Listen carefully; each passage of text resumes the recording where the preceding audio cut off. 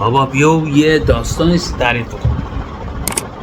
3 نفر بیدن خب میرن از این خونه یه آدم پولداری خیلی پولدار که پولش از راه حلال به دست آورده روزی بکنه. میرن اونجا پی و آدم پولدار رو میبندن، خرش ور میدارن، هرچی گنجم داشته و گنج و پول نداشته رو خرش میدن، 3 نفری ور میدارن میرن.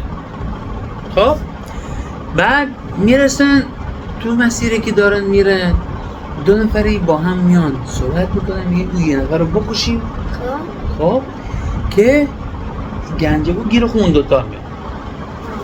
اینا با هم سم میرزن توی ظرفی و میرن اون میکشن، میره تو مسیر میرن جلوتر. اون یه نفر میگه بیام یکی هم بکشم همه گنجه رو گیر خون بیاد. خب اگه هم میکشه خب حالا خودشونو خرنگو با گنجا میرن جلو تشنش میشه. تشنش که میشه شیشه اوی بر میداره میخوره. شیشه اوی که بر میداره میخوره میمیره تا نگو اونا تو شیشه اوی سم که ببینه که بکشن.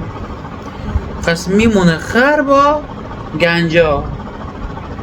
خره بر میگرده خونه صاحبش، مال حلال بابا برمیگرده خونه صاحبش. خب مگه نمیگی 3 نفر بودن؟ خب دانمشون نقشه کشن یه نفر کشت. خب یه نفرشون هم سم مرد و یکی هم او خود توش سم میمرد. خب یعنی این 3 نفر مردن. خب پس یعنی این داستان کن خره کو سیمان تعریف کنه. علی برید